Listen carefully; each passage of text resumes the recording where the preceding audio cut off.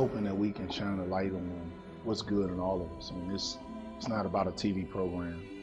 It's about a movement. It's about the opportunity to see ourselves and others, and maybe encourage us to do more good. And the Doing Good movement is hopefully something that'll challenge people, encourage people, inspire people to just think about some of their decisions, some of their activities, and some of the things that they're a part of. And for all the violent nature of things that we've experienced over the last several years, I just think we need this.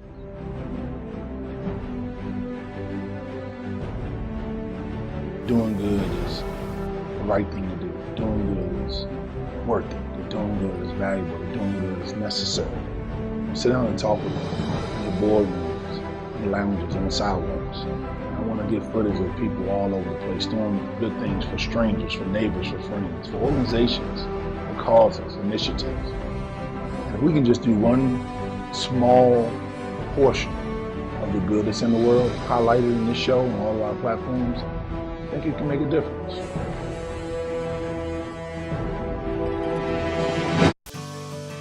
We're so honored to start this show, the historic visit by Pope Francis in the Washington, D.C. metro area.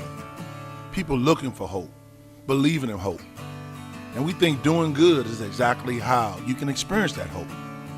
We know that one person can make a difference on this show, and hopefully you'll meet some people today that leave you inspired, empowered, and even blessed. I was inspired to do this work based on the many experiences I've had over the last 20 years of my life. And doing good is an opportunity for me to show people all over the world that are doing the kind of things that just make this a better place. So I'll show you a little bit about the work I've done and the kind of things that inspired me to do this show. And hopefully you'll be willing to take this journey with me. When I think about all the opportunities I got to serve humanity, I also think about the images of great leaders who've gone before me, who've inspired my work. When I think about Dr. Martin Luther King Jr., who it seems I've been idolizing his work my whole lifetime, and I'm honored to, for the last 16 years, to host an awards celebration serving and recognizing the community leaders, unsung heroes over the past more than a decade. And I love that event. It's one of my favorite days of the year. My family and friends know that I get really excited because paying homage to Dr. King and the living legacies that walk among us. It's one of the greatest privileges I experience. And then, of course, training grounds and being able to serve the thousands of individuals just looking for hope, looking for direction, looking for support and guidance to be able to take care of their families, and young people looking for direction, nurturing, and love. That's what's really special to me. But probably nothing's more special than being a dad, being a grandfather, the love in my children and my family and my relationships. That's probably top on my list after my relationship with God. So this is all about me pulling all those experiences, relationships, and energies into one place and one platform where I can guide us all to a place of doing good.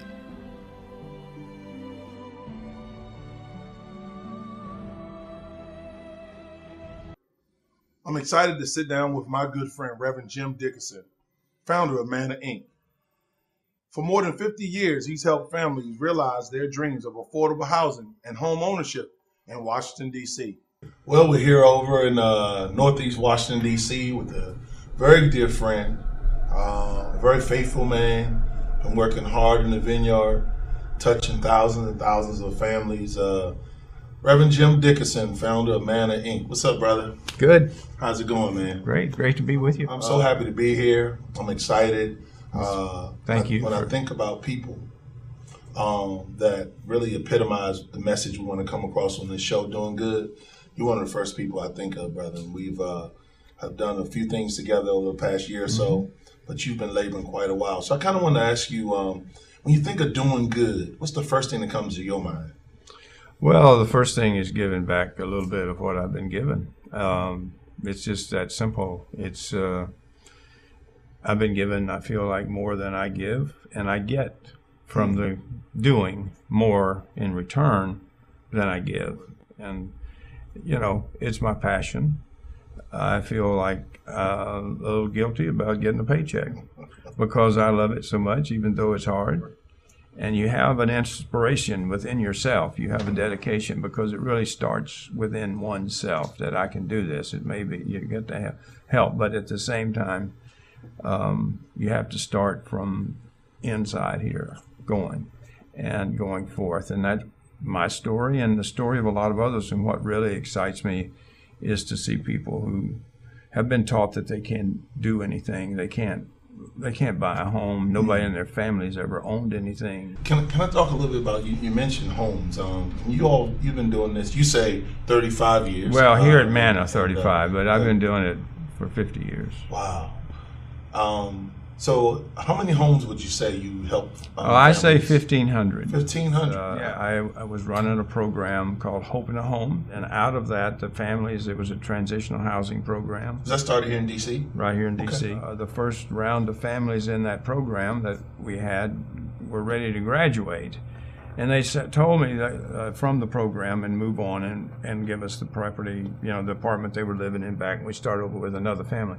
But this first group said, look, we don't want to go back too old to a bad rental. This was back in the day when nobody wanted to live in D.C. and a lot of, vacant properties and just bombed out everything.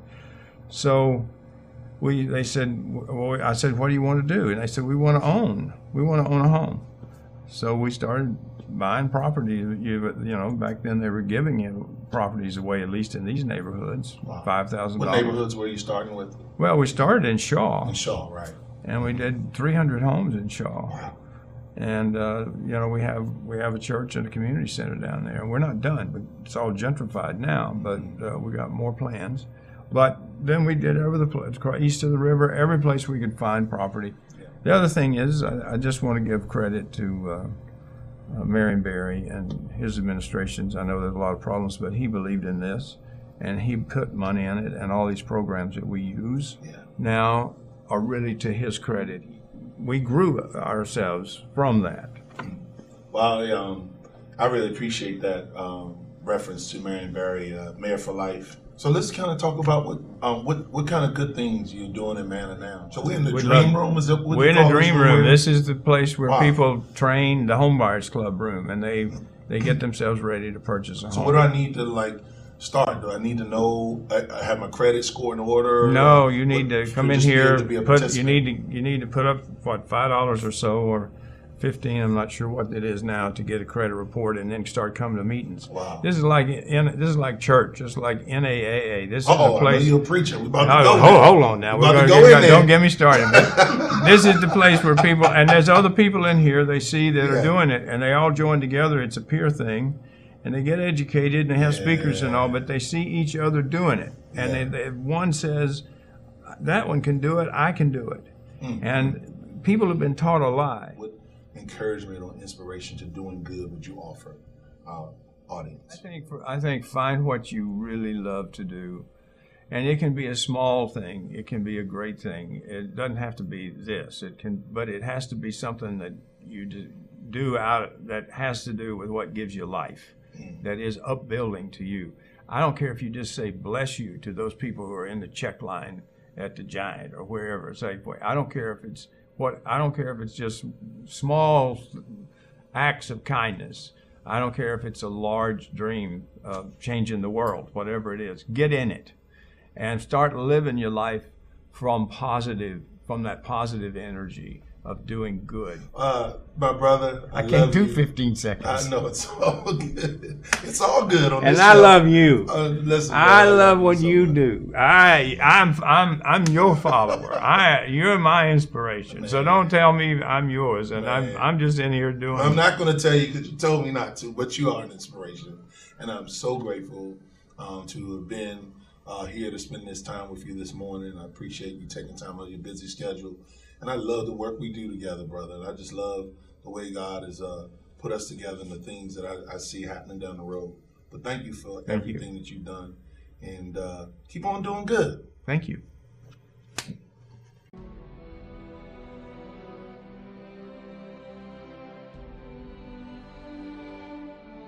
Still over at Manna. Every time I see her, she's out in the community, just helping people, fighting for equality. How you doing today, Sarah? I'm doing good. Oh, wow. You know, talked to Reverend Jim earlier about a lot of the great things in the history of this great organization and some of the things he's very passionate about. But I've seen you around. We've worked together on some pretty cool things like Paint the Block. That was really cool. It was. This responsible banking ordinance and that whole piece, trying to get equality in banking and lending for all of our neighbors, things like that. And so how'd you get caught in this whole manna thing? Reverend Jim told me that Jesus said I had to come and work here. Oh, that's it? That's how, what is it like around here on a normal day? Is it really calm? Because right now it's like really calm. Are they putting on a front for us? I mean, is it a little nutty? Is it a family environment? And it can be a really quiet place like you saw this morning because people are hard at work. But it can also be a nutty place. I remember the last building that we sold all of the condos in. We were so excited because it had been impacted by the recession. It took us a long time to be able to settle all of those units.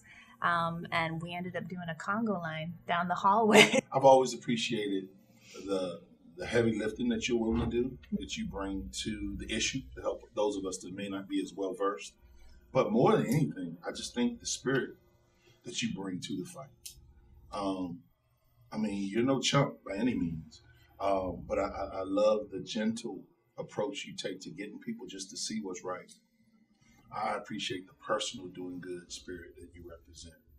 And we can have some laughs and chuckle a bit. I mean, I wish you all could have seen some of the things we were cutting up about me. Listen, I know that you have a busy day, but I've certainly enjoyed hanging out with my sister. And I've enjoyed being with you. So, Sarah, tell the people at home how you're doing.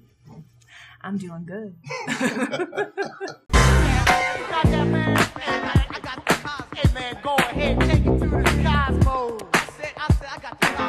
Training Grounds, Inc. is a 501c3 nonprofit established over 10 years ago. Our mission is to assist youth and adults with personal, career, and leadership development through training and support services. I'm walking to jobs. I'm getting on the bus for jobs.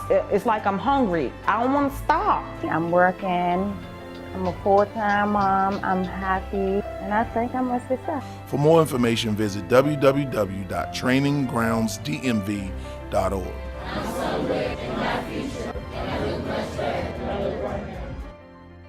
We got something very special coming up. We're going to get my buddy Steve Benson to join us with that great guitar. And we're going to hear some beautiful music from my sister, Ayana Gregory. Right here on the Doing Good Show.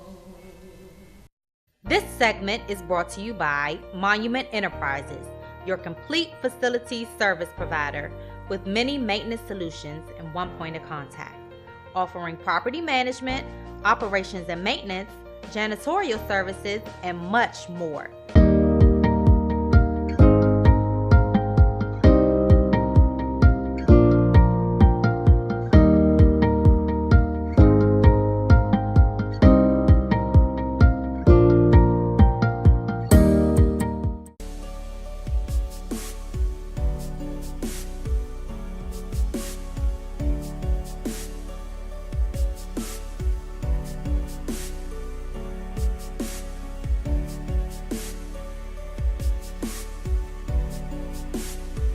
I'm looking forward to sitting down with my sister, Ayana Gregory, one of the daughters of renowned comedian and civil rights activist Dick Gregory.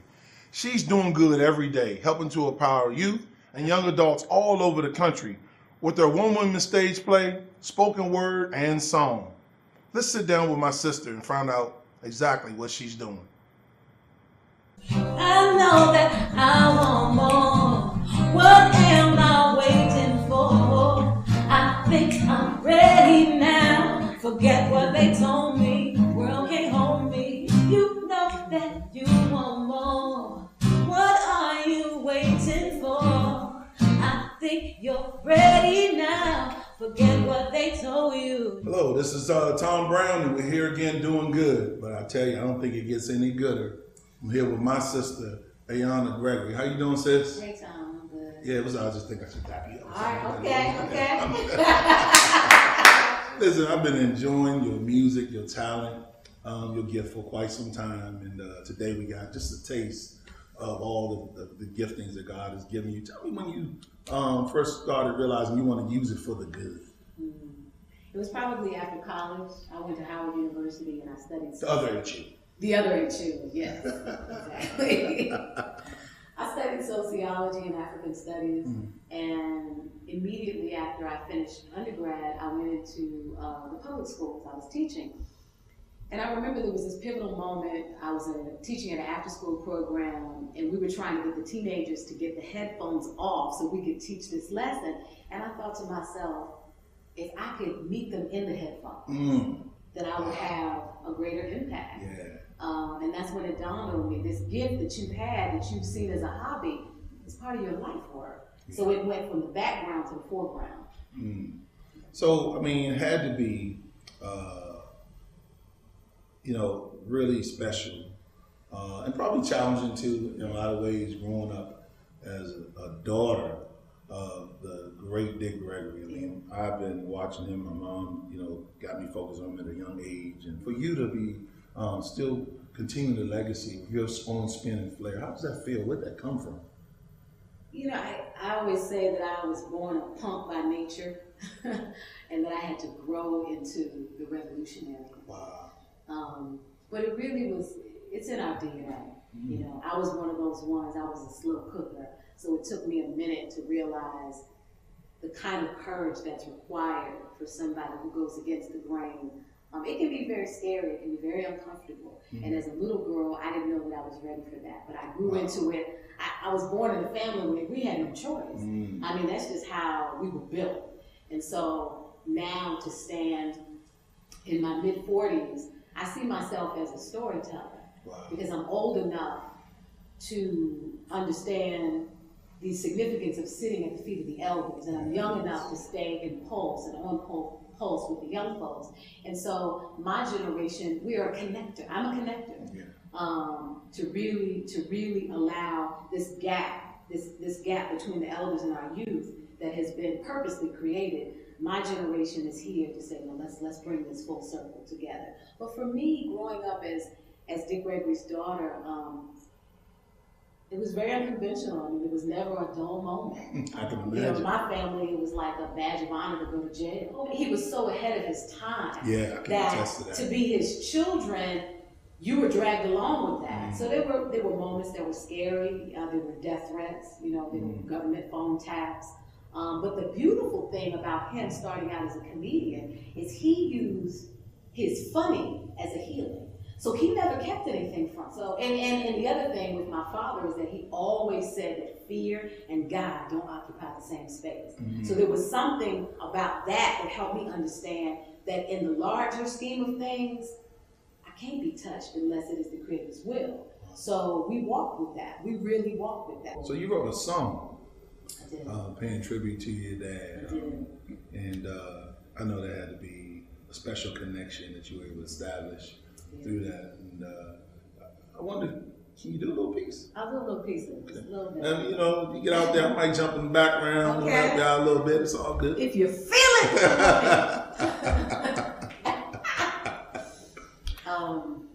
Okay, I'll give you a little piece. 1932, somehow Mama knew God had a plan for you. With a light around your head, some tried to hurt you, but you made them laugh instead. Funny man, superstar, change of plans, the movement called 10 kids and a wife, but human rights became your life. And I appreciate that you use your gift. I mean, we had a chance to share in a couple of community events over the past several months. You were able to come over and help me out with an event in Southeast Washington over in January. We were doing an anniversary gala for Dr. King celebration. Then you came right back this summer. We had a summer basketball league over in Southeast and really blessed the crowd. We had a lot of fun interacting and cutting up. And so, I mean, tell me about the comedic side of you. Because we laugh and cut up, especially Offset. We were cutting up a little bit. Did the comedic side of your dad, you think, rub off on you a bit? It's funny because honestly, I don't feel like his comedic side rubbed off on us. I feel like my mother's comedic side rubbed off on us. So the children, there's 10 of us, 7 girls and 3 boys. Hilarious. All we did was laugh from the time we got up to the time we went to the station. Awesome. And we didn't really have the kind of humor that he had. It was different. Ours was a little more offbeat. And we were off, there was never a dull moment, but it was always some clowning going on. And the funny thing is, I was telling a friend of mine, you know, none of us had any good sense, even the older ones. And so we'd be, you know, at some esteemed event, you know, and we're the children of Dick Gregory, so oftentimes they would have us seated with the other children of, and we would be the only ones that didn't have no kind of sense. So, you know, it doesn't take more than a few seconds to see that you are fully committed to, but most people will be afraid and not really making, that's why I love this show, is that we're able to make the connection. Because people hear, like what you said earlier about being a revolutionary, and they automatically get apprehensive and a little guarded. Yet what you shared with us today and what your legacy shows, and certainly your dad and your family, is that it's actually doing good. Yeah. It's all about leveling the playing field. It's all about opening up the possibilities for those who otherwise would be hopeless or without representation. And so tell me what that's like today. What's your doing good message that you enjoy living out, or even if you don't enjoy it, that you're committed to today? Well, in the spirit of my father's legacy, I tell the truth. In a society that is built on lies, I'm simply telling the truth. So when I go into the schools, I go into the schools around the country, elementary schools, junior highs, high schools, and I look at these young boys, many of them who expect us to be afraid of them, and say, I'm not afraid of you. I love you. I see your fire. I got your fire. And as a matter of fact, the fire, that warrior spirit that you have, if you knew how to channel it, if you knew how not to burn your own house down, what you could be and what you will be. Well, if I can be so honest, you're not just doing good, I believe you're doing outstanding. Thank you. And I want to encourage you to keep on carrying that light. Wow. And we're so inspired and honored and privileged that you would grace this show. So I want to thank you for gracing us. This has been a wonderful experience, a great time. And Ayana, we're going to look for more great things from your work. Thank you for just continuing to do good. Wow. I appreciate it. Bless you, sister.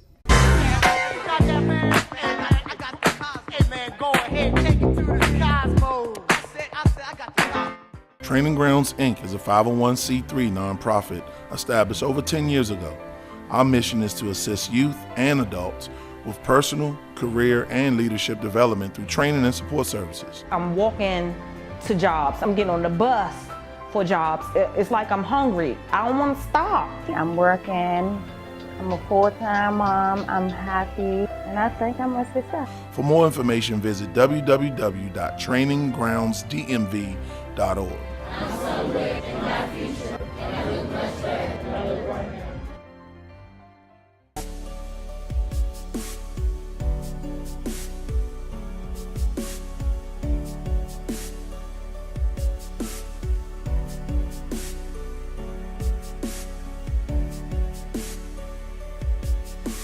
Right off the busy corridor of 8th Street in Northeast Washington, D.C., there's a small mission that's going across the seas. On some Saturdays, you can see Tina and Tony Thompson singing melodious tunes as they're raising funds, awareness, and support for families in Gambia, West Africa. I look forward to meeting with them today to see how they're doing good overseas. I'm so happy on Doing Good today to be talking with the Thompsons here. Tina Thompson has been going overseas, blessing families in West Africa for the past 8 years, and I believe she's setting up to take her 9th journey. And to me, doing good is not just about your community. It's not just about where you live. It's about a spirit that even can cross oceans. And Tina, you've been doing that a long time, and I wanted to know what caused you to be a part of this movement. Well, I am a 7th generation descendant of Kunta Kinte. Alex Haley is my 6th or 7th cousin. And that's what drove me over to Gambia to meet my family. Once I was over there, I saw the great need in the village, not only with my family, but with the people in Gambia, West Africa, and I wanted to help. So how long have you been doing this? I've been traveling to Gambia since 2006. I actually started my work in 2010 doing my mission, and I officially got registered as a nonprofit organization in 2012. And Tony, you know, I know your personality generally are real quiet. Tell me what it's like when your wife is away during that time and you're thinking about maybe, you know, some of the things that she may encounter or the stories she's told you to come back to say, listen, I'm going with my woman this time. Yes, you're exactly right. It came to that, this trip I'm going to make this next year. I was concerned about her safety, you know, every time she went, even the first time. It's really, I'm concerned the whole time she's there. And she'll tell you that. I'll call her. Very expensive, you know, every day we talk, you know, not long because it's so expensive. But her safety is my main concern. So when I go this time, I want to check things out. Joan, tell me a little bit about the work you've done prior to and how you all came to work together and some of the things that you all are able to do, some of the things you do specifically to help support this mission. I wanted something to do when I retired, and Reverend Petty said, you work with International? I said, yeah, so I want to do that. So we had a project with Liberia, and we worked with the True Light Ministry in New Jersey, and from New Jersey, we helped them with a container. So I was involved in putting that process together, doing the container, sending it over to Liberia. Then he told me about Tina's project. And I said, well, we can help. And I met with Tina, and Tina and I became, I guess, good friends. And we started working together. I've been here for a little over 3 years. And one day Tina came to me to bring some pies. And she happened to look around and said, you know what, I'm doing the thing for Africa, which I had known about years. I've been hearing about Tina promoting and doing a lot of wonderful work and taking time out of her life to make sure the thing happened in Africa. So when she asked me, it wasn't no brainer. I said yes. Neither one of us wants to be the first to say. Neither one of us wants to be the first to say. Neither one of us wants to be the first to say, farewell, my love.